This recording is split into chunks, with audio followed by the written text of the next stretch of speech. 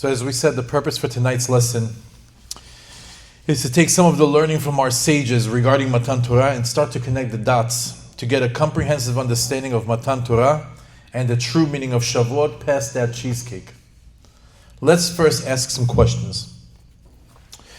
If we received the Torah 3,538 years ago, why do we still need to receive the Torah again and again and again and again? 3,338. 3,338. Joseph is correcting me. Joseph is a good source. I'm going to go with him. 3,338 years ago. So why do we still need to receive the Torah again and again and again? If something changed in the Torah, it would make sense to receive it anew. But the Torah never changes. It's been the exact same Torah from the day we received it. As it says in Midrash Tanchuma, Amar HaKadosh Baruch Hu lebnei Yisrael, Banai, zot HaTorah, lo tehe muchlefet velo tehe Torah achet mi'iti le'olam. HaKadosh Baruch Hu said to the Jewish people, the Torah will never be interchangeable. It will never be different. It will stay the same for eternity. As a matter of fact, for the 13 attributes of Emunah, the 13 principles of faith from the Rambam, number 9 and number 10 say, number 9, HaTorah nutna min hashamayim, that the Torah was given from the heavens. Number 10, Shelo tishtane b'shum zman chas v'shalom. It will never change. So we see that nothing has changed. So why this yearly receiving of the Torah holiday? That's the first question. Another question is why Shavuot considered Matan Torah? That makes sense for the first Shavuot. The first Shavuot, that's a good title. Matan Torah, the receiving of the Torah.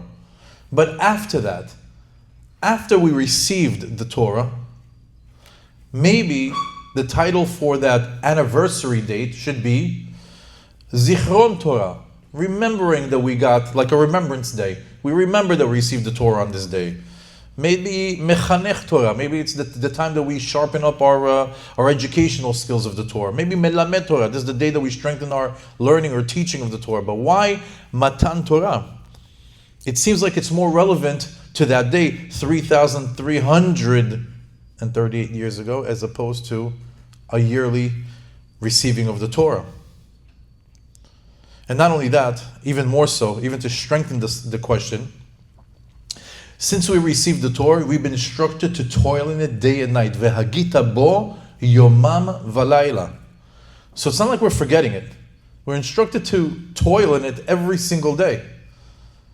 So if we're learning it day and night, why do we need Matan Torah? It seems like once it was given to us, we did a pretty good job in keeping up with it, or remembering it, or learning it. So let's start with some history. There's some very, very interesting pieces of information about the receiving of the Torah. I would like to go through the past, the present, and the future. What Matan Torah has to offer, what the concept of receiving the Torah in the past was, in the present, and in the future. And then we'll try to gain an understanding to the title of tonight's class, the perpetually receiving the Torah. I myself got a tremendous amount of nachat from preparing this class, I have to let you know, because I was able to connect some dots that finally, I get it. Finally understand. Finally I was able to put 2 and 2 together. And by putting it together, I'm able to understand Hashem on a much higher level, which is the goal at the end of the day. Let's get started. This is extremely interesting. How did we get to Matan Torah? How did we get to the day that the Jewish people received the Torah 2,448 years after creation? We'll start with the famous Bereshit. Bereshit bara Elokim et hashamayim ve'et haaretz. Right there on the spot, Rashi tells us Bereshit, the word Bereshit, Bet Reshit, for 2, The world got created for two things. Bishvil HaTorah u'bishvil Israel. The Torah was created for the Jewish people and the world was created for the Jewish people and for the Torah. So the whole purpose of creation is for the Jews and the Torah to be a reality in this world. As a matter of fact, if you continue in Parashat Bereshit, there's a famous pasuk, we say it in Kiddush every Friday night. It says over there, I won't use the Kiddush, I'll use the pasuk. On the sixth day of creation, it says over there, Vahi erev, vahi boker, yom hashishi. In Kiddush, you say Yom HaShishi v'cholu hashamayim v'haaretz v'chol tzeva. The beginning of the Kiddush, of Friday night Kiddush, it's in there also. But nevertheless, let's go to the pasuk. It says over there, Hi erev v'hi boker. It was night, it was day. Yom HaShishi, and it's the sixth day. What's unique about that is if you look at some of the other days before, Thursday, Wednesday, Tuesday, Monday, and Sunday, it says Yom Echad, Yom Sheni, Yom Shlishi, Yom Revi, Yom Chamishi. You get to Friday, Yom HaShishi.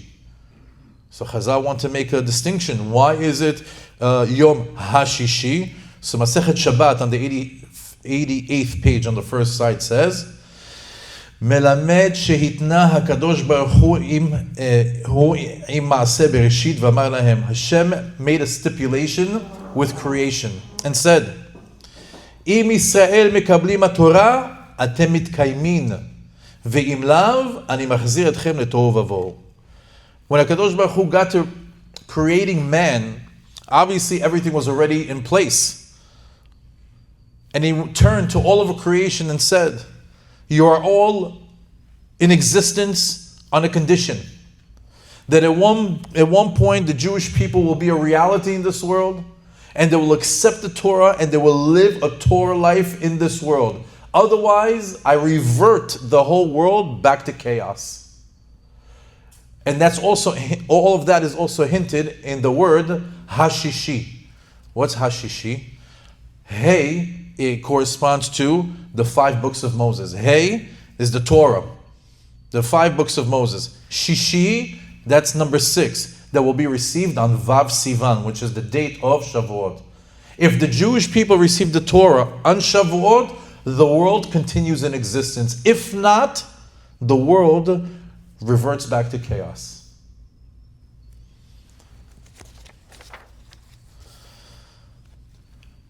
There's another pasuk, famous pasuk, from the prophet Yirmiyahu that says, Im lo beriti yomam v'layla chukot shamayim va'aretz osamti.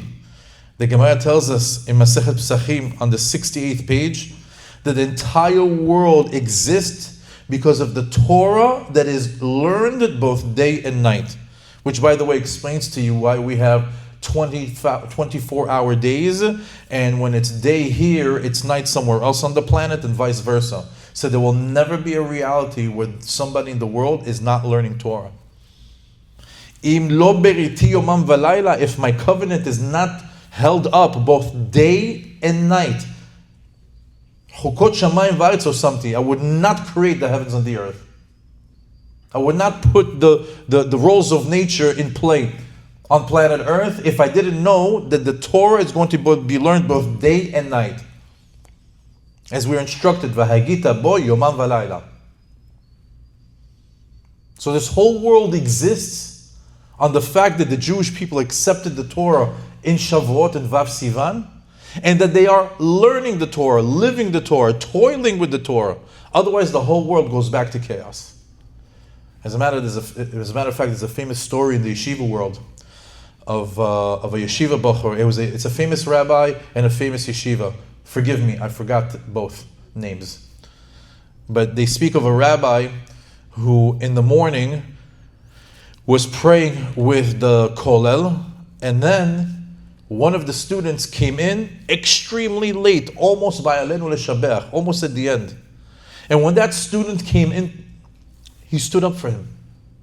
Everybody was in shock. They couldn't believe that the rabbi stood up for the yeshiva bachur that was the last one to come to prayer. Once they finished praying, they came back to the rabbi and they asked him, Rabbi, why did you stand up for the avrech that came late to prayer? He says, call him over. He calls him over, he tells him, what did you do last night? He says, I went to sleep.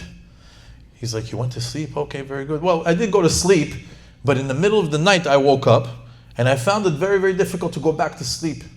So at around 2:30 in the morning, I picked up my Gemara and I started to read until my eyes got tired and I went back to sleep. I think I learned about 15, 20 minutes. He says, last night the entire world was on your shoulders. Last night, the whole world was hinged on your learning. And that's why I stood up to honor you. Could you imagine? The whole world can be reverted back to chaos if we don't have a minute of learning in this world. How important it is to be toiling in Torah. The whole world depends on it. Furthermore, even though that we have this condition from the beginning of time, this stipulation that the Jews and the Torah must meet at some point in reality on this planet, Masechet Shabbat on the 88th page reveals to us that the Torah actually preceded creation. Before this world was created, the Torah was created. As a matter of fact, we also know Histakel be'oraita ve'bara alma, that the blueprint to creation is the Torah. But in Masechet Shabbat it says, Hamuda genuza shegnuza tesha me'od ve'shivim v'arba dorot kodem shenivra ba'olam. It says that the Torah was held in God's treasure house in the heavens for 974 generations. Meaning 974 generations before the creation of the world, the Torah was kept in God's treasure house. We learned that for a pasuk in Tehillim, by the way. Maybe next time you read this pasuk in Tehillim, it'll be, you'll see it differently. Zachar le'olam berito davar tziva le'elef dor. Davar tziva, the thing that Hashem commanded, le'elef dor, to 1,000 generations. What is that? That's the Torah. The Torah was not given for 1,000 generations. 1,000? Yes, 1,000. How? Well, 974 generations it was in the heaven. But from the time of creation up until Matan Torah, it was 26 generations. From Adam to Noach, 10. From Noach to Avraham, another 10. Then it was Yitzchak, Yaakov. Yaakov had Levi. Levi had Kehat. Kehat had Amram. Amram had Moshe. That's number 26. And 2,448 years after creations, 26 generations after creation was Matan Torah. So we said, but hold on, we said that the world without learning Torah cannot survive. So we know that for 26 generations, for 2,448 years, there was no Torah learned. So how did the world survive? Well, maybe now we can also look into an additional Perek in Tehillim, Perek Kuf Lamed Zayin, the 137th chapter in Tehillim. It's the famous chapter that says, Ki la'olam chazdo. Can you guess how many times? 26 times. 26 times. You probably know it from Shabbat prayer. Hodu l'Hashem ki tov, ki le'olam chazdo, hodu le'Elohei ha'Elohim, ki le'olam chazdo, hodu le'Adonai ha'Adonim, ki le'olam chazdo, le'oseh nifla'ot gedolot levado, ki le'olam chazdo, and so on and so on and so on. We say it 26 times. Ki le'olam chazdo, that the world was held up with God's kindness. He supported the world without Torah for 26 generations until the Jewish people came and were worthy to receive the Torah in Matan Torah, Vav Sivan.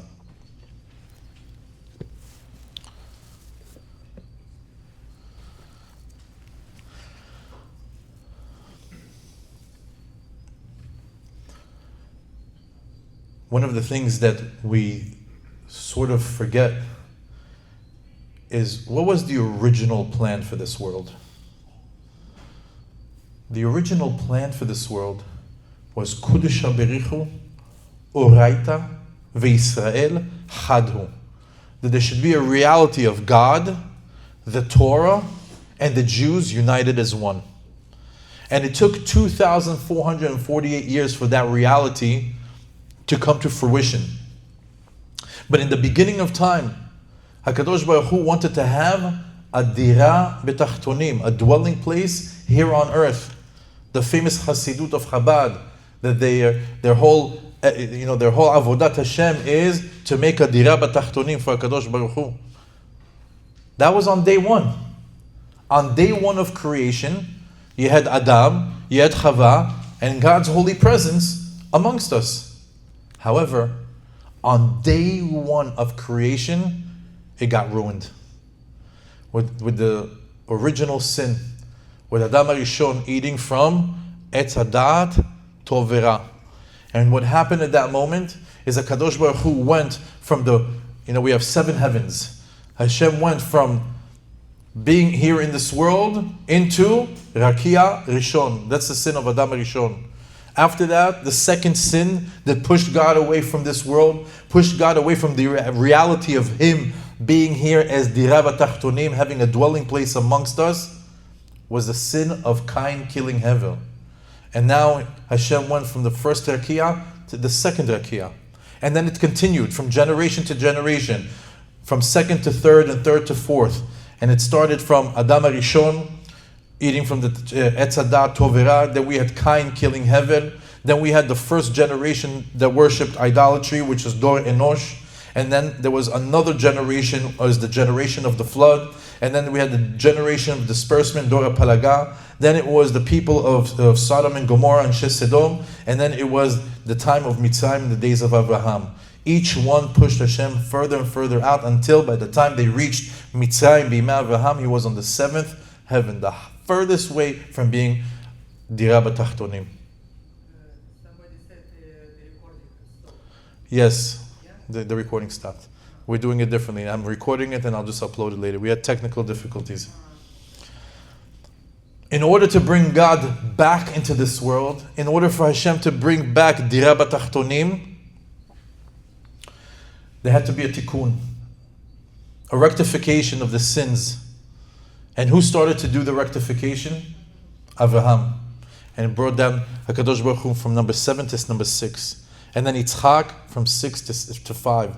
And Yaakov from 5 to 4. And then Levi, and then Kehat, and then Amram, and then Moshe Rabbeinu. That eventually, 2,448 years after creation, once again, HaKadosh Baruch Hu has Dira B'Tachtonim. Kudisha Berichu Oraita V'Yisrael Chadu. That the whole essence of creation finally came to be. That God, the Torah, and the Jews are unified as one. As it says in the Pasuk, V'asu li migdash, v'shachanti betocham. Create for me a sanctuary. I am ready to reside amongst you. That's what was said to the Jews of the desert. Could you imagine? So that was the journey, a rectification, a tikkun from the beginning of time that took over 2.5 millennia to fix, to bring Hashem back to what was originally was the plan on day one. There's a parallel journey. There's an additional journey of producing the Jewish nation from the beginning of time. It took some time for Hashem and the Torah to be aligned with the Jews. But to produce a Jewish nation was also a journey. It started from Adam to Noach, a deterioration of the generations. Where mankind started to sin to the point that Kadosh Baruch Hu wanted to destroy the world and start all over again. And then from Noach to Avraham, it continued to deteriorate. And eventually we got to the point of the world having the first person to follow monotheism, which is Avraham Avinu, to believe in one God, to discover the Creator and to worship Him. And that is Avraham Avinu, the beginning of the Jewish nation. And Avraham Avinu had 2 children. He had Yitzchak and Ishmael. Ishmael is the psolet, and Yitzchak is the ikar. Ishmael is the chaff, and all the negative DNA of Avraham Avinu that was taken out of him, so he can have the holy child of Yitzchak with Sarah Imenu. Yitzchak was the ikar, was the main offspring of Avraham Avinu. And it continued. Yitzchak also had 2 children. He had Esav and Yaakov. And once again, Esav is the psolet, and Yaakov is the ikar. Esav was the negative DNA of Yaakov that had to be taken out from him, and Yaakov was the main continuation of the progeny of Abraham and Yitzchak. And Yaakov had 12 children, and they were all good, and they were called Bnei Israel, 12 tribes of Israel. However, at this point, they're only a family, and they're a family of 70 when they come down to Egypt. They're still not a nation. They needed to go to Egypt. And in Egypt began an additional purification process. Because even though we cleaned out the DNA of Abraham, Yitzchak, and Yaakov, now we had to clean out the DNA of who? Of Rachel, Leah, Zilpah, and Bilhah. You know why? Who's their father? The biggest anti-Semite of that time, Lavan Rasha. So in order to purify the seed of Zilpah, Bilhah, Rachel, and Leah, the pasuk tells us in Sefer Melachim, כי עמך ונחלתך הם אשר הוצאת ממצרים מתוך כור הברזל. He says that the nation that you took out from the furnace, the iron furnace of Egypt. Egypt is referred to as the iron furnace, Kur HaBarzel. So anybody who works in jewelry knows that in order to purify anything, you have to put it through extreme heat, and it burns out all the impurities, and you get pure gold. Similarly is what happened with the Jewish people. They had to go through a purification process.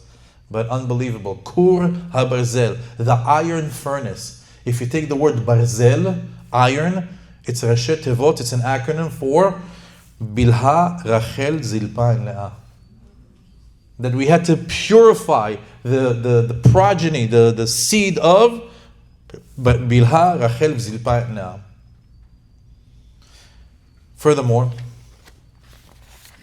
once they got to that part of being able to purify the seed of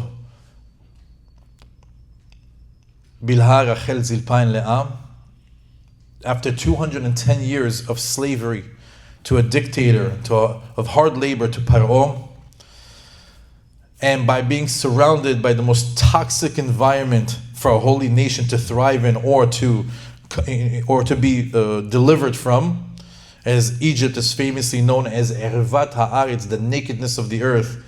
Masechet Avodah, a place that was filled with it was a lewd place filled with Avodah Zarah, Kishuf. Masechet Kiddushin says, Asara kabin kshafim yadu la'olam. 10 measures of idolatry or witchcraft came into this world. Tish'a natla Mitzrayim. 90% of the witchcraft was concentrated in one place, Egypt. Ve'echad kol ha'olam kulo, and the rest went to the rest of the world. So you can imagine what a toxic environment. Imagine we're trying to become the holy nation of Am Yisrael, where? In the most toxic environment, where all the kishufim and the avodah zarah is. It wasn't easy. It's not so easy producing a Jewish nation. So much of the Jewish nation were almost gone, that we know they were famously at the 49th level of Tum'ah, that they were unrecognizable. Halalo of the avodah zarah, halalo of the avodah zarah. They looked identical as the Egyptians. However, when they reached a breaking point, as the pasuk says, "Vayizakhu v'tal shabatam el Elokim min ha'avodah," they yelled out to Hashem because they couldn't bear any longer this hard labor. "Vayizkor Elokim et berito et Avraham, Yitzchak v'et Yaakov, vayishma Elohim et nakatam." Hashem heard their cries, heard their prayers, and He remembered the covenant that He promised to the patriarchs, and V'miyad vayishma Elokim et nakatam, and the Jewish people were redeemed by the hands of Moshe Rabbeinu with a spectacular display of the 10 plagues and the splitting of the sea, and the birth of a nation begins. As they're delivered through the birth canal of the ocean onto the Sinai desert, where the Jews begin a spectacular spiritual feat, leaving one gate of impurity and entering another gate of holiness. Leaving one gate of impurity and entering one gate of holiness. A 49-day process that eventually put them at the bottom of the mountains. They were stationed at the bottom of Har Sinai on Vav Sivan, the holy day, that day that all of existence is waiting for, the famous holiday of Shavuot, as it says over there, Vayichan Yisrael. that if you look at the pasuk previously, it was all speaking in plural about how vayavohu, vayamdu, all the language over there is in plural. And then when it finally comes to the end of the pasuk, it says vayichan Yisrael. It goes into singular. Comes Rashi and shares with us, you know why the language in the pasuk went from plural to singular? Vayichan Yisrael, because they arrived at the bottom of the mountain on Vav Sivan, Am Echad Belev Echad, one nation with one heart. In other words, they achieved unity. And they said the famous words, Na'aseh v'nishma, that we're willing and able to perform all that is written in the Torah, all that is commanded, blind faith in HaKadosh Baruch Hu. In a moment, 2,448 years in the making, Kodesh Baruch Hu, Oraita v'Yisrael, Chadu, is a reality. That's how we got to Shavuot. That's how we got to Matan Torah. As the Zohar says, Kudish HaBerichu Oraita V'Yisrael Chadhu, it's a reality where we're fully aligned with God, we're fully aligned with His ways, and our way to interact with HaKadosh Baruch Hu is through the Torah. Finally, the world came into being. Finally, the world came to the point of the reason why it was created. Bereshit, Bet Reshit, B'Shvil Yisrael, B'Shvil HaTorah. We finally achieved it. Dira B'Tachtonim, Israel finally here. Hashem has a place to reside amongst us. Am Yisrael and the Torah became a reality in this world. And at this moment, the Jewish people entered a new reality. The world entered a new reality. Because now we're a world with a new holy nation. A chosen nation. Am Segula, Goy Kadosh, Mamlechet Kohanim. Those are all the titles that were given to us by God. That's what Hashem called us. That we are the chosen nation, a holy nation, a kingdom of priests. And our goal, our essence in this world is to be Or Lagoim, a light unto the nations.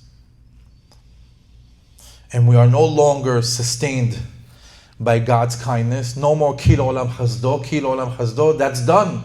That was only for 26 generations. Rather, the world is sustained by the Jews' performance of the Torah in this world. Everything shifted on that day. The whole world's existence now is on our shoulders. Remember, if the world does not have a reality of the Torah being toiled in day and night, V'hagita bo yomam v'layla, beriti, my covenant, the world reverts back to chaos. Hashem says, I got your back for 26 generations, but once we become unified as one, Kudish HaBerichu Oraita V'Yisrael Chadu, the responsibility shifts no longer to HaKadosh Baruch Hu, but to Am Yisrael. The whole world is on our shoulders. And if we don't keep learning Torah, the world reverts to chaos. That's a real, true reality. That's why when we say in our prayers every day, HaMechadesh betuvo bechol yom tamid ma'aseh bereshit. The Kadosh Baruch Hu constantly renews the 6 days of creation. What does that mean? Yeah, the 6 days of creation means that, remember, Yom HaShishi. What is Yom HaShishi? That on the 6th day, which 6th day? Vav Sivan. The Jewish people are going to receive what? The Chamisha Chumshei Torah. And if they receive the 5 books of Moses on the 6th day of Sivan, then I'm Mechadesh B'chol Yom. Every single day I renew the world. The world continues. But God forbid that the Jewish people don't perform the Torah, the world does not renew itself.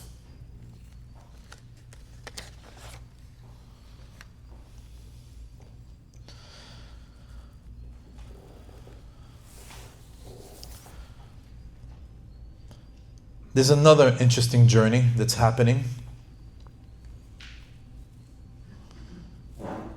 that it's worth mentioning. Once we achieved, or once we reached the 6th day of Sivan 2,448 years after creation, that moment was considered a wedding day, a marriage.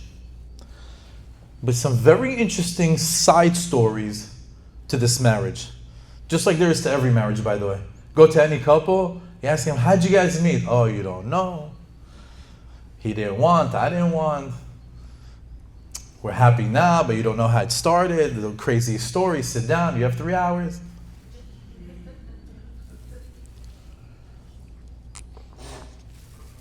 You're gonna be shocked from our wedding story. You already know the details, but you don't know the backstory. On Vav Sivan, it's our anniversary. Shavuot is our anniversary. You know, there's the anniversary when you meet, anniversary of a first date, the engagement, and then there's the real date. The date that we got married. It's Vav Sivan. It's our anniversary. Or is it? Unbelievable backstory. On Vav Sivan, the wedding date of Am Yisrael, Hashem is the groom. Am Yisrael is the bride. The Torah is the ketubah. Moshe Rabbeinu is the officiating rabbi. The chuppah is the mountain over our head. Remember, HaKadosh Baruch Hu lifted up the mountain and he said, as it says in Masechet Shabbat on the 88th page, it says that the Torah was given to the Jewish people under duress, that they accepted the Torah while this mountain, basically Hashem put the mountain over the head of the Jewish people and said, accept this Torah or this mountain will go on your head and flatten you. How romantic. They already said Na'aseh v'nishma. You didn't have to do that, right? It says in Masechet Shabbat on the 88th page, Amar Rav Dimi bar Chama bar Chasa, מלמד שכפה הקדוש ברוך הוא עליהם את ההר כגיגית ואמר להם, אם אתם מקבלים התורה, מוטב, ואם לאו, שם תהיה קבורתכם. HaKadosh Baruch Hu says, I'm going to put this mountain over your head, and if you receive the Torah, great, we go forward with the wedding. But if not, that's where you're going to get buried. Wow, what a groom. Imagine if that really happened in real life. To put the wife under duress, like she's there, he puts a gun, you marrying me? Or today's your last day? And she's like, I already said yes when you proposed. Why do you have to go to this? So, hardly a romantic gesture by the groom. But why was this done? And there's a beautiful interpretation to this to this seemingly bizarre gesture of HaKadosh Baruch Hu. We know that Hashem keeps all the laws of the Torah. Everything that we're commanded to do, Hashem follows the same laws. At that moment, when the mountain was over the head of the Jewish people, we entered the status of Anusa.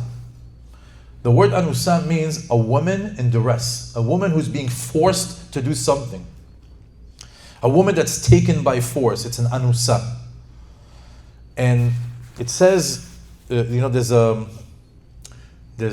halachic ramifications to anybody who forces himself upon a woman. There's a pasuk in Masechet Dvarim, it says, Ki imtza ish na'ar betula asher lo ufsa v'tafsa v'shachav ima. Imagine a person is walking along his way and he sees a beautiful maiden that she's not taken and he grabs her and he has relations with her. Okay, what do you do with that? After the act, what happens? The Torah tells us, Velo tihye leisha. Now she has to be his wife. Lo yuchal leshalcha kol yamav. He can never get rid of her ever. In other words, anyone who puts a woman under duress and puts her under the status of anusa, he can no longer just leave her and move on to a new life with a different woman. He must be with her. And we, or regular Jews, can get married and can get divorced. If it works out, great. If it doesn't work out, you have an option, a way of getting out. Not this guy. This guy can never get out of that marriage. Lo yuchal shalcha kol yamav. HaKadosh Baruch Hu knew this halacha. And he says, I know how to never get out of this marriage. I know how to never get out of this union with the Jewish people. Kafa aleim har kegigit. I'll put the mountain over their head. I'll propose under duress. I'll put them into the status of anusa. And then what? Lo yuchal shachar kol yamav. You could never send her away. You're connected to her for eternity. He is romantic after all.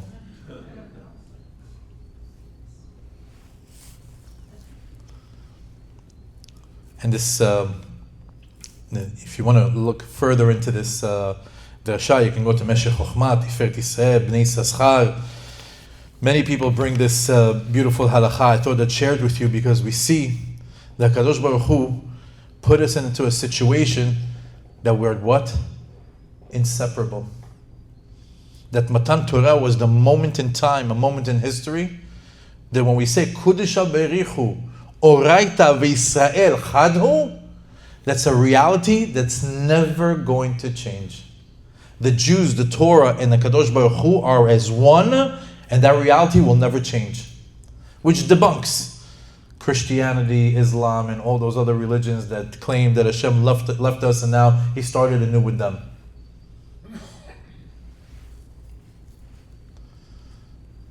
We have an eternal connection with the Kadosh Baruch Hu, and even more so, regardless of the level of our religiosity, regardless of our spiritual status. Of course, the more you follow Hashem's ways, the closer you are to Him, but never disconnected. Every Jew has a chance to come back. Every Jew is always connected to Kadosh Baruch Hu. Because when we reach this level of Kudusha Berichu Oraita Yisrael Chadhu, the world cannot continue without this internal connection. Because the world will fall into chaos if this connection falls apart.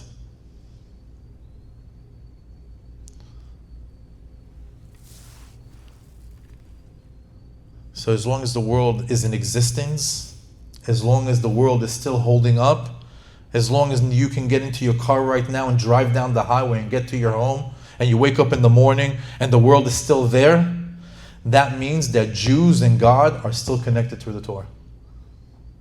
That's what that means. In some way, shape, or form, in the strongest level, medium level, low level, at whatever level, the Jews are still connected to God through the Torah. What's the proof of that? The world around us. The world that we live in. That's the proof. And here comes the interesting twist. Because this eternal bond was tested several times. The Jews wrestled with the Torah and its various layers of interpretations, famously known as the Pardes. We know the Torah is Pshat, Remez, Drash, and Sod. The Torah has several layers that a person can get insights from the Torah. And we know that the opening ceremony to Matan Torah was Shavuot. But the actual receiving of the Torah was 40 days later, when Moshe Rabbeinu came down from the mountain. Remember, right after Vav Sivan, what did Moshe do? He went up to the heavens, and what did he do? He was doing Chavruta with HaKadosh Baruch Hu. He was writing everything down. He was coming back with the tablets. So 40 days later after Vav Sivan happens to be Yud Zayin Betamuz, the famous Yud Zayin Betamuz of what? Chet HaEged. 40 days after the wedding day, the Jewish people cheated on God. The wife cheated on her husband. The Jewish people cheated on HaKadosh Baruch Hu with the golden calf. And Moshe Rabbeinu throws down the ketubah. He rips it up. This cannot be a marriage. He annuls the marriage.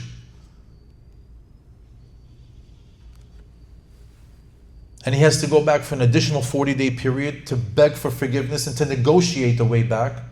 And then 40 days after that, he goes back again on Rosh Chodesh Elul and comes back 40 days later, a total of 120 days from Vav Sivan to Yud Tishrei, famously known as Yom Kippur. Why is Yom Kippur called Yom Kippur? Why is the Day of Atonement called the Day of Atonement? Because Hashem finally forgave the Jewish people for the sin of the golden calf. As it says, Salachti kedvarecha. You asked me to forgive, I forgive. So because Hashem forgave the Jewish people for the golden calf, that day is auspicious for forgiveness. And that's why every single 10th of Tishrei, we check ourselves into a shul, we bang on our chest, and we ask for forgiveness. Because that's the spiritual energy of that day. Forgiveness. But in reality, it's also the culmination of Vav Sivan. Matan Torah started in Shavuot. When did it end? Kippur. Yom Kippur is the end of the first Matan Torah.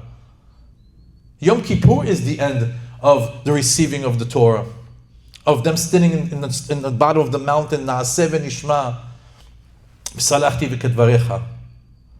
However, that's the first time that we received the Torah. We received the Torah again. Because at this moment we received the written Torah. And we know that the Torah has two sides to it. Torah shebichtav, Torah shebe'al peh.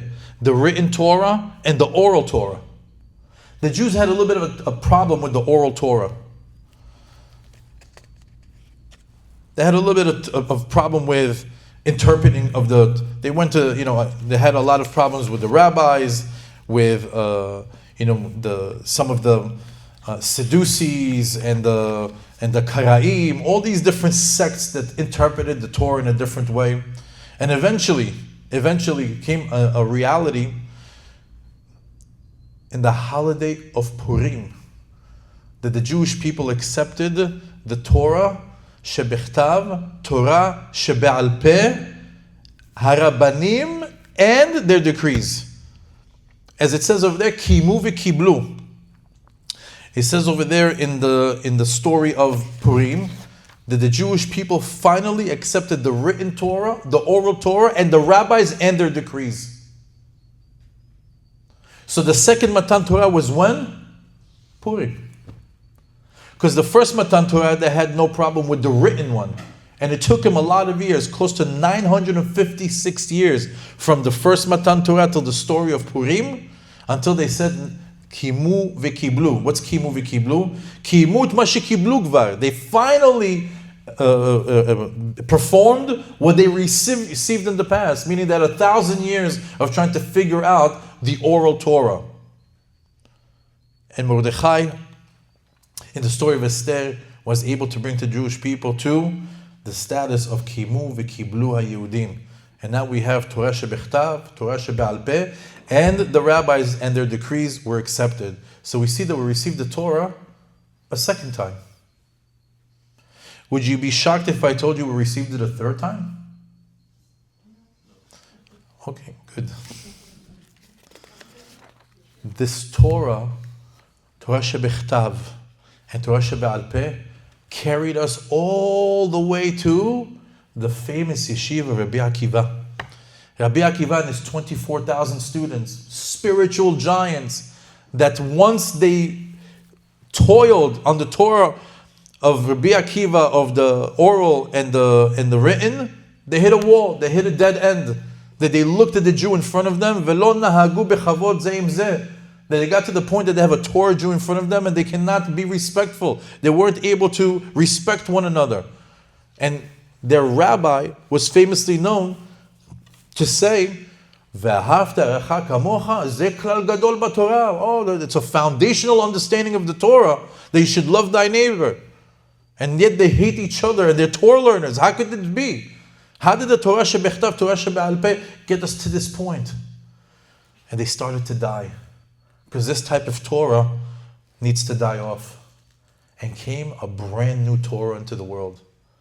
The day that the dying of the students of Rabbi Akiva stopped, which was on Lag BaOmer, is the same day that the Torah of Rabbi Shimon Bar Yochai came into the world. The Torah of the Sod, the Pnimiut, the Hasidut, that you go above and beyond the letter of the law, that you go deeper to understand the inner workings of the person's soul, the inner workings of HaKadosh Baruch Hu. And we have now the third Matan Torah, the Matan Torah of the Kabbalah, of the Sod. And would you be surprised if I tell you there's an additional Matan Torah? There's another Matan Torah. It's the Torah of the future. It's the Torah of Mashiach. It says in the prophets that there's going to be a reality where people will no longer need to come to Netivei Ezra once a month to learn about Rosh Chodesh. You won't have to go to rabbis to teach you Torah. It's going to come to a point where new Torah is going to be revealed. The Torah of Sha'ar Nun, the Torah of the 50th level of wisdom. And just to saber et ha'ozen, just to explain to you the difference between the current Torah that we have and the Torah of the time of Mashiach, is that if you go to the ocean, this is a beautiful example that Rav Yisrael Abedja Shlita uses in the class. I'll repeat it in his name. He says, if you go to the ocean and you take a bucket of water out of the ocean, the water in that bucket represents the 49 level of wisdom. Meaning if you toil your entire life and you reach 49 level of Binah, which I don't know where we are. Maybe we're still at the starting line, right? Imagine 49, that's the bucket. The rest of the ocean, that's level 50. Could you imagine? The prophet tells us, in the end of days, B'acharei hayamim, natati et torati bekirbam. Hashem says, I'm going to put the Torah in their hearts. I'm going to embed it inside of them. Alibam echtovena. It'll be etched in their hearts. V'hayiti lahem le'elohim ve'hem hayu li le'am. And finally, we'll get to the reality that He will be our God and we'll be His nation. I guess we're a bit confused before the time of Mashiach. Not all of us understand this. And then it says, V'lo yelamedu od ish et re'ehu. No longer would people need to teach each other. Le'emor de'u et Hashem. You need to know God. You need to know how to keep Shabbat. You need to know how to keep Yom Kippur. Oh, you have to know how to do Chesed, how to do Tzedakah, how to be kind, how to be charitable. No longer do we have to teach that. You know why? Ki kulam yidu. Everyone will know. Ki kulam yidu oti lemikatenam v'ad gedolam. Everybody's going to know me from when they're young to they're old. And then it says, I'm skipping over here to Yeshaya Navi, it says, Ki male'a ha'aretz de'a et Hashem ka'mayim layam mechasim. Because the knowledge of HaKadosh Baruch Hu is going to be kemayim layam, like the water in the ocean. Just like the water in the ocean is so vast. That's how the knowledge of Hashem, that's how we're going to know Hashem so well. It says, I'll give you an example also. It says that there are 600,000 letters, Shishim Elef Ribo Otiyot Bat Torah, that there is 600,000 letters in the Torah, and each letter corresponds to the 600,000 souls of the Jewish people, the root soul that we all come from. If you count the Torah, if you count the letters in the Torah, it doesn't have 600,000 letters. It actually has 304,805 letters. So what happened to the other 295,000 letters? Mashiach. That's going to be revealed in the time of Mashiach. So there's going to be a fourth Matan Torah. We said Vav Sivan was the opening ceremony. Shavuot is the opening ceremony. Closing ceremony to the first Matan Torah, Yom Kippur. Second time that we received the Torah was in Purim, that we accepted the Torah Shebichtav, Torah Sheba'al Peh, and the rabbis. We said we also needed now the Torah of the Hasidut, the Baal Shem Tov, the Rabbi Shimon Bar Yochai. What was that? Lag BaOmer. And we said, in the future there's another Torah that we're going to learn. It's never ending. But it doesn't end there.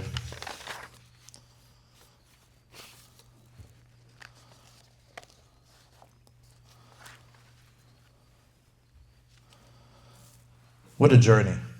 Just to say, to get to this, just to understand how things work behind the scenes. I told you it's not about the cheesecake. You didn't know that Shavuot is the day that we got hired to keep up the world. That the responsibility of the whole world is on our shoulders. An incredible journey, but what does it mean to me? What does it mean for me today? What am I expected to do in Shavuot in a few days from now? The history of the day is great. But what's the practical lesson for me today?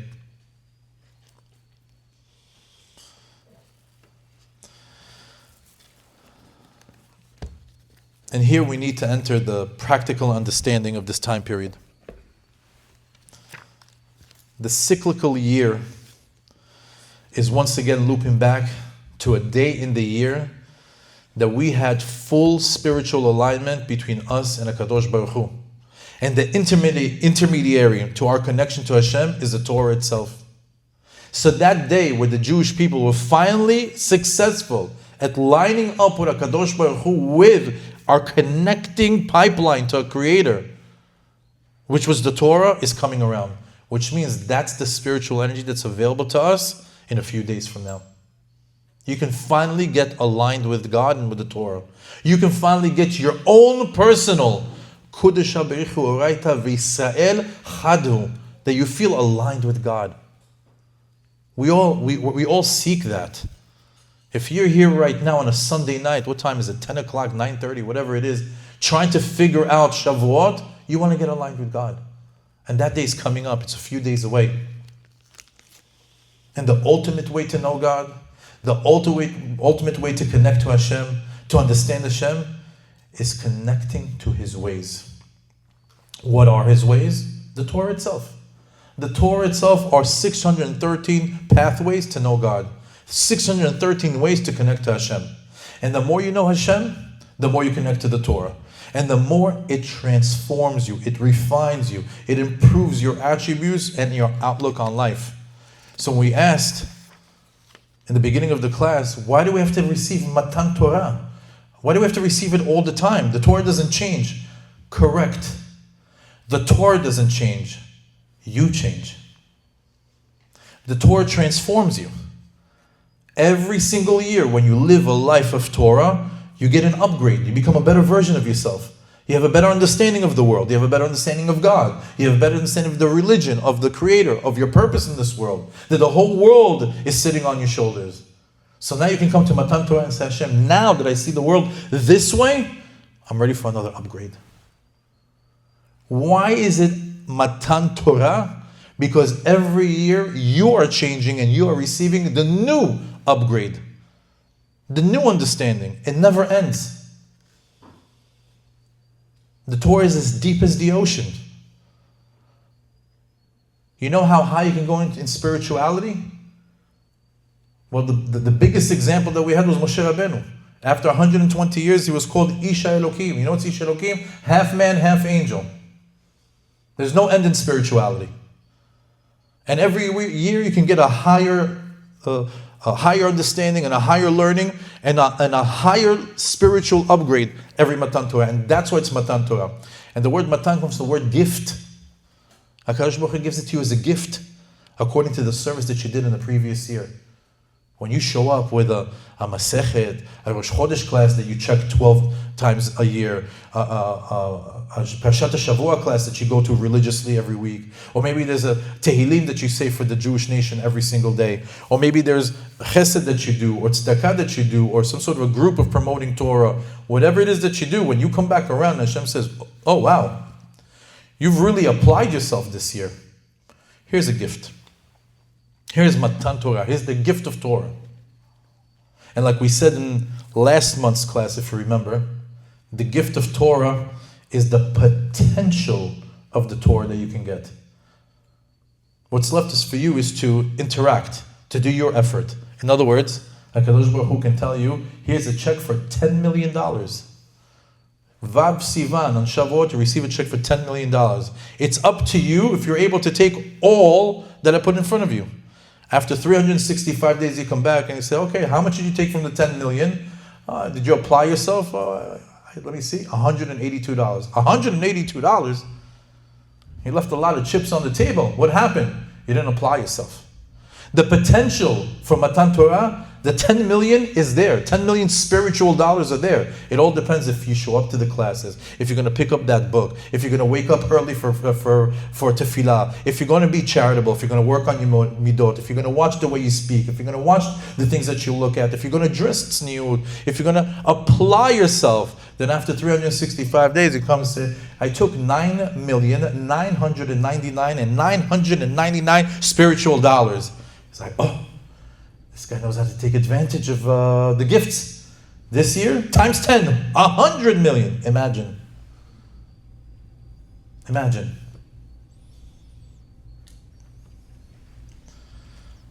The Torah doesn't change. You change. You just come every single year to receive the new portion, the new understanding, the higher level for the upcoming year. That's why it's called Matan Torah.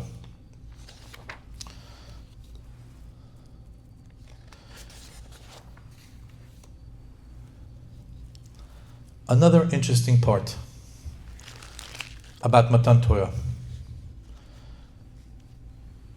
After 365 days of coming to HaKadosh Baruch Hu on Shavuot, you don't get a quiz. You don't get a test to see if you understand that page of Gemara, or if you understood what the person said in the what the rabbi said in the Parshat Shavua class, and you don't get graded negatively if you didn't understand the Gematria Chidush that was on that YouTube reel. You don't get marked for not understanding. You get credit for effort. You get credit for toiling, for trying.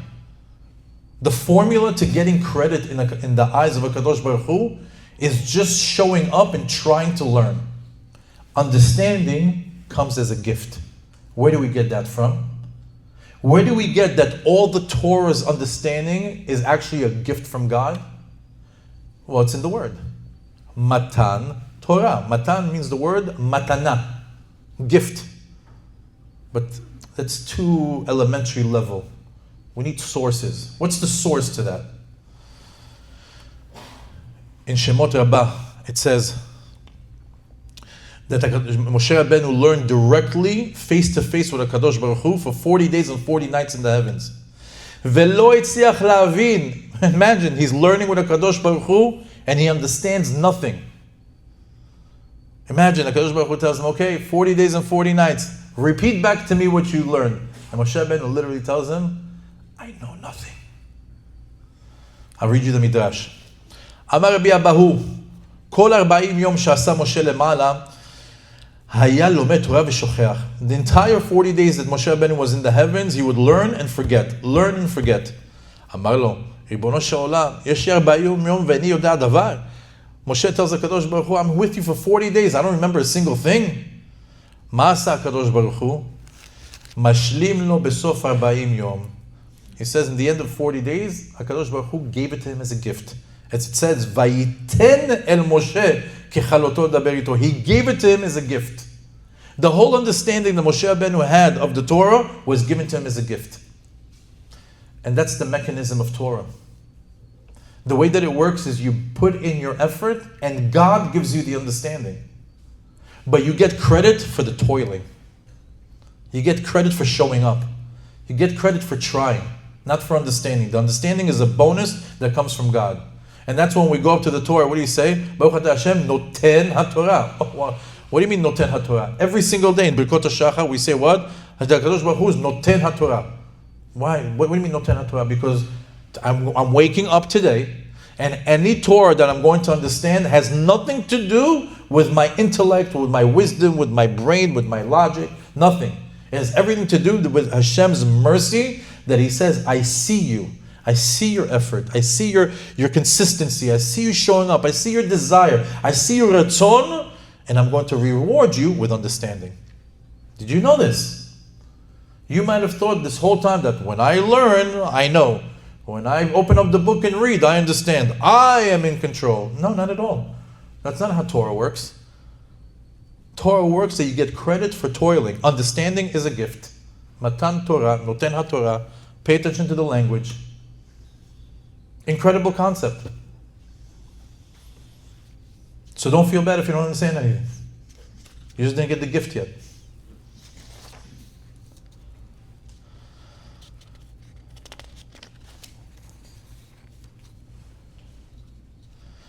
I want to conclude with a reality that maybe you didn't understand up until you get this huge introduction to this point.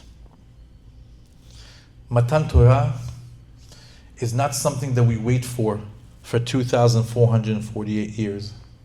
And Matan Torah is not something that you wait for that, oh, now I know Pshat, the Remes came, the Drash and the Sod is already here, now I'm going to wait for some other big revelation. I'm only going to wait for Mashiach Torah to come. Matan Torah is a daily event. It's something that perpetually is happening. You're perpetually receiving the Torah. Why?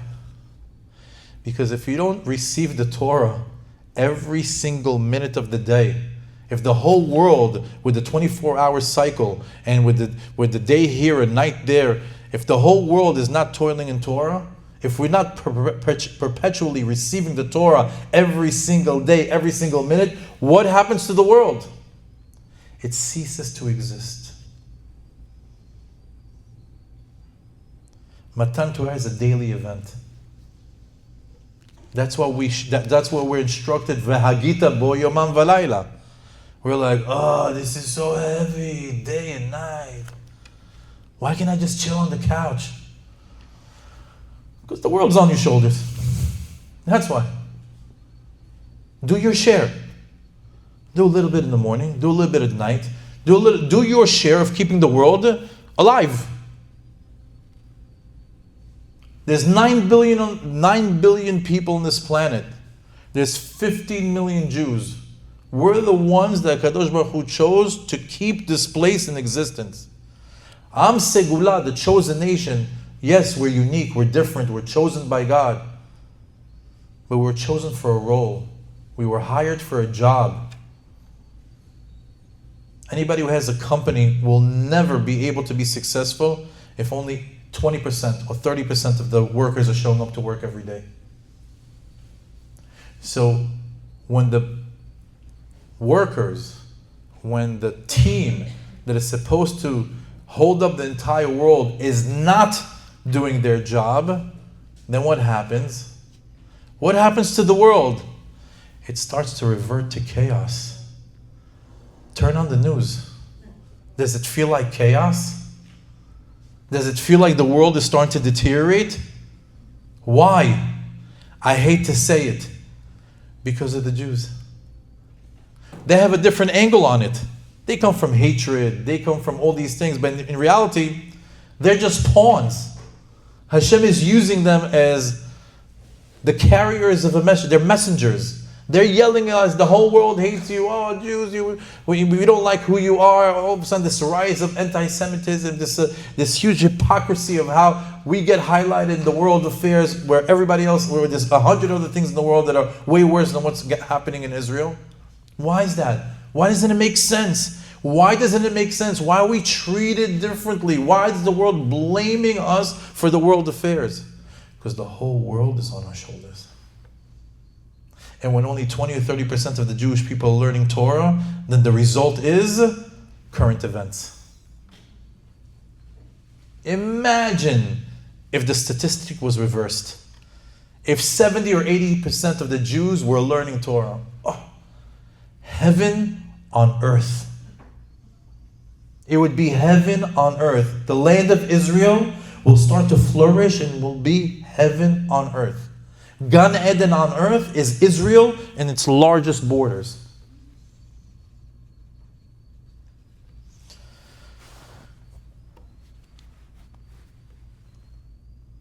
You might hear sometimes from people that are on a much higher spiritual level than you are about dvekis, dvekut, clinging to God. You know what that means? It's not a term of for someone who's so spiritually, on such a high level that I could never understand. You know what's dvekut? Dvekut is just clinging to God. It's just, how is Kudusha B'Yichur, right? Ve'ani, and me, how is that translated today? How am I using the Torah to connect to God? Do I have a pipeline? Do I have a tzinor? Do I have a connection to God through the Torah? If so, you are living out dvekus. Dvekut, clinging to God. And why do we have to cling to God? Because by clinging to God, this world continues. If we don't cling to God, the world ceases to exist. And whose responsibility is? Mine and yours. At some point, as a Jew, you have to ask yourself a question. What am I doing to bring Mashiach? What is my participation within Am Yisrael? What is my level of service with HaKadosh Baruch Hu? You can't stick your head in the sand and point fingers at social media and say how crazy the world is, why do they hate us? You have to ask yourself, what am I doing to change the reality? And nobody's asking you to be a Moshe Rabbeinu. But the Torah does ask you to be the best version of yourself. And are you living up to your full potential? Are you going to be able to take the full potential of Matan Torah and live it out? Are you going to commit to that reading of Tehillim? Are you going to commit to that charity? Are you going to commit to Chesed? Are you going to commit to Daf Yomi? You don't have to understand. Are you going to put in that time? Are you going to show God that you're part of that team that's showing up? You can't always say Parnasa and kids. Oh, Parnasa, 18 hours a day, Parnasa. Oh, the kids. Okay. At some point you could say that. You can go through that stage for like a year or two until you figure yourself out. But at some point you have to do your share of Am Yisrael. That's why there's a famous pasuk, V'atem hadevekim b'Hashem Elokechem. Finish it for me. Chaim kulechem hayom. You will never see this pasuk again the same way. V'atem hadevekim b'Hashem, and those the ones that are clinging to God. Chaim are alive, are living. Kulechem, all of you. Hayom, today. When you cling to God, everybody gets to live today. When you cling to God, everybody gets to live today. Why? Because Matan Torah is a daily event. There's a famous pasuk in Shema that you say several times a day, and you might have never seen it or regarded it in the way that this lesson is going to present it to you. It says, after we say Shema, it says, "V'ahavta et Hashem Elokecha b'chol levavecha u'chol nafshecha u'chol ma'odecha," and then it says the next pasuk, "V'hayu hadevarim ha'ele asher anochi metzavecha hayom," and it tells you to stop. Al levavecha, and let these things that I command upon you today be on your heart. Once again, that you commanded me today. You didn't command me today. When did Hashem command me today? He did not command me today. When did He command us? Oh, 3,330 years ago. Oh, yes, that's the day that it started. But the receiving of the Torah is perpetual. And that's why you have to read it with a pause. V'hayu hadvarim ha'ele, all the things that Hashem commands us. Asher anochi metzavecha, that I'm commanding you. What are you commanding me? Hayom. Every single day you have to feel like it was commanded today. Matan Torah is today. Matan Torah is a daily event. Not something that loops around once a year and you get a cheesecake after counting to 49 for the Omer. And it's definitely not something that happens once a year and it's just a holiday and it goes away. It does come as a reminder to a zikaron to that event. But today we realize that Matan Torah is not a past of it's not part of past history, but the receiving of the Torah is a daily event. And we are perpetually receiving the Torah. How do we know? Look at the planet around us. If it's still here, we're connected to God through the Torah.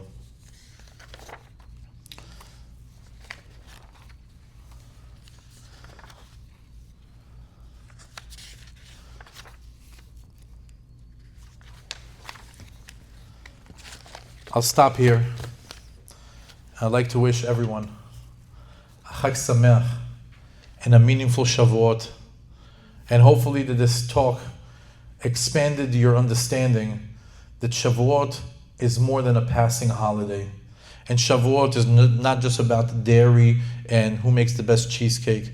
Shavuot it comes to remind us that HaKadosh Baruch Hu passed the baton. He tagged us in. He let us know that for 26 generations, I kept the world alive. Ki le'olam chasdo. From that point on, you are the ones that are going to be keeping the world alive. Remember, Hashem is the creator, and the Jewish people are co-creators. We help. Hashem created the entire world, and we're doing the finishing touches, the final tikkunim. And that's why it always comes back full circle, where you face yourself in the mirror and say, what am I doing? What am I doing to bring Mashiach? What am I doing to bring Hashem, to bring the reality of Dira B'Tachtonim? What am I doing in order to bring Hashem to have a dwelling place amongst us? And I'll finish off with a final thought. There's a famous pasuk. V'asulim migdash v'shachanti b'tocham. Allow them to build me a sanctuary, and I will reside amongst them. If they were building a mikdash, that's an edifice. It should have said that we reside within it, not within them. Why is it that v'asuli mishkan v'shachanti betocham? Because HaKadosh Baruch Hu understood that it's not about having a place where you come and Hashem is there in some sort of room called Kodesh HaKodashim. Hashem is in the shul on Friday nights. Hashem is in the shtibel where the people are learning. No. The whole purpose of His existence is that you create a place in your heart where Hashem can reside. Kodesh HaBerichu Oraita V'Yisrael. You are Israel. Chadhu. The whole purpose of reality of this of creation of this world is that Hashem finds a place to reside within your heart. And once Hashem lives inside of you, once you are a proper dwelling place for HaKadosh Baruch Hu, then you can go out to your family, to your husband, and to your wife, and to your children, and work on that. And then you can go out into your community, and you can go out to the rest of the world. But you have to first start with you. Make sure there's a place for HaKadosh Baruch Hu to reside in you.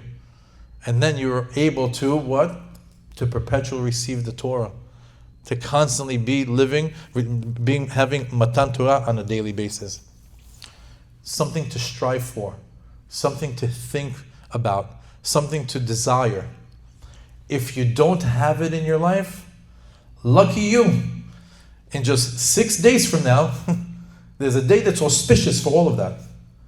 Comes Shavuot, that's when you pray, Hashem, please, that my heart will be clean, my eyes will be clean, my ears will be clean, that everything that I do will be L'Shem Shamayim, that I have Yirat Shamayim, that I have a connection to the Torah, that you connect me with good friends and good rabbis and good communities, and I'll be able to flourish in the Torah and connect to you and have a proper place for you to dwell inside my heart. Pray for that. And that we should have unity and achdut, just like Am Yisrael, Vayichad Mulahar. Pray for that reality that the Jewish people achieved on the bottom of that mountain to be your reality. Because that day is auspicious for that. Plant that seed. And Be'ezat Hashem, let's see where you come back 365 days from this Shavuot. Hashem Varech Otchem, V'Sameach Otchem. We have a beautiful week coming up. We have Parashat HaShavua down the block tomorrow. For those of you in Chazon Ovadia, we have a preparation for Shavuot in that shul, spending Shavuot with that community this upcoming week. And Be'ezat Hashem, some good news, guys, in about a month or less, or a little bit more. Big surprise for all the people that have been part of Meir La'aretz. Big surprise for all the people that have been coming. The Perik Shira is coming back. A lot of new things are coming back. It's going to be very, very interesting news coming up in the next few weeks. So hold on tight. There's going to be a nice and big announcement coming soon. Thank you.